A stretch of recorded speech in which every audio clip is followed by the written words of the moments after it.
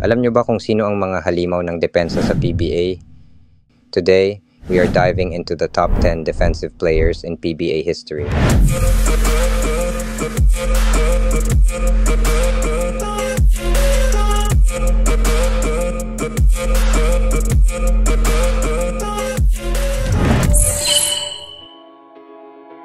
Welcome to Pinoy Court Icons, ang channel kung saan binibigyan natin ng spotlight ang mga basketball legends na tunay na nag-iwan ng marka sa PBA.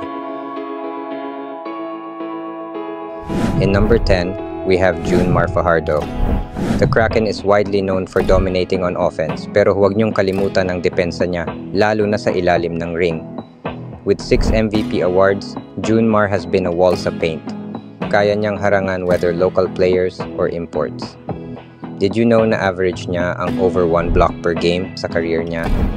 Plus, his presence forces players to think twice before driving to the basket. Si Junmar rin ay may career total na over 600 blocks, making him one of the top shot blockers in PBA history.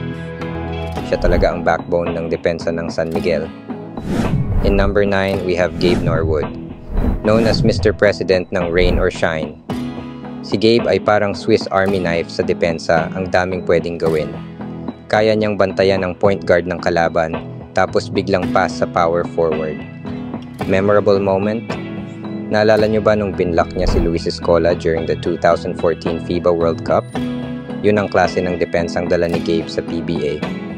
His quick feet, basketball IQ, at heart for defense make him one of the league's best.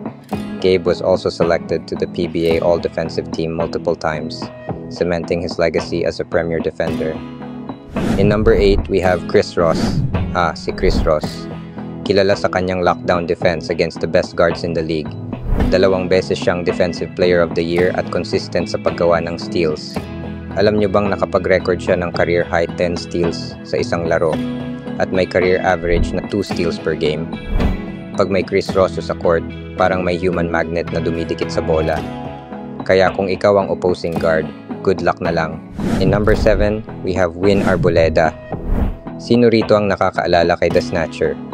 Win Arboleda's quick feet at ability to read plays were second to none. Kaya niyang pigilan ang rhythm ng kahit sinong star player. He was a defensive anchor sa Air 21 Express noong early 2000s. Ang hirap lusutan, parang may invisible wall kapag siya ang nagbabantay. Win also ranked among the top 5 in steals per game during his prime, consistently disrupting opposing offenses. In number 6, we have Freddy Abuda, si The Scavenger. Freddy Abuda's nickname says it all, lahat ng loose balls at defensive rebounds, siya ang bahala. As a 2-time Defensive Player of the Year, his physicality and hustle made him a nightmare for opponents. Freddy also had an impressive record of 5.5 rebounds per game, with most of them coming from crucial defensive stops. Sa kanya mo makikita yung true meaning ng grit and grind. Kahit hindi siya flashy, solid na solid ang contributions niya sa championship runs ng San Miguel. In number 5, we have Arwind Santos, ang Spider-Man ng PBA. Si Arwind ay hindi lang magaling sa opensa, kundi sobrang versatile din sa depensa. With his long arms at athleticism, kaya niyang bantayan ang kahit sinong player sa court. Trivia: Arwind is a 3-time Defensive Player of the Year at isa sa pinaka-consistent shot blockers sa liga. Over his career, nakapag-record siya ng higit sa 800 blocks at 6 na rebounds bawat laro.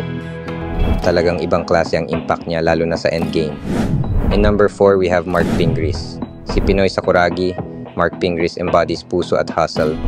Kahit mas malalaki ang kalaban, hindi siya natatakot. Remember the San Mig Coffee Championship era?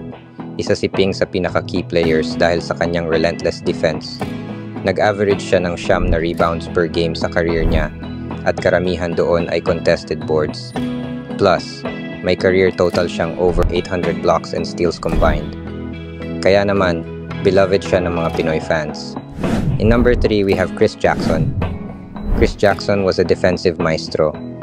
3 beses siyang Defensive Player of the Year at kilala sa pagbabantay ng perimeter scorers. Hindi lang speed ang asset niya, his anticipation skills were top-notch. Over his career, Chris averaged 2 steals per game, and was instrumental in shutting down the league's top scorers. Kahit sino pa ang hot scorer ng kalaban, kapag si Jackson ang bumantay, expect na magpapahinga ang opensa ng kalaban. In number 2, we have Jerry Codinera, the defense minister. Walang ibang nickname na mas bagay para kay Jerry Codinera. Siya ang haligi ng Pure Foods franchise at consistent member ng PBA All-Defensive Team, 10 beses. He was also awarded Defensive Player of the Year once. Walang takot sumalubong sa paint at bihira mong makita siyang napupunta sa maling posisyon. Over his career, nakapag-record si Jerry ng average of 10 rebounds per game at over 1 block per game, making him one of the most dominant paint protectors of his time. Truly, a generational defender. And finally, in number 1 we have Robert Jaworski.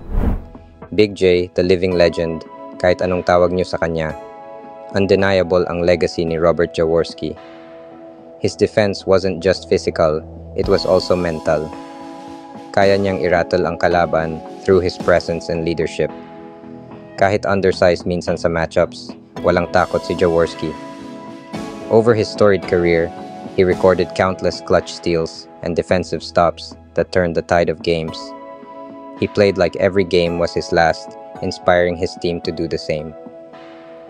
Ang basketball, hindi lang tungkol sa shooting at scoring. Defense wins championships, di ba? Kaya saludo tayo sa lahat ng legends na to.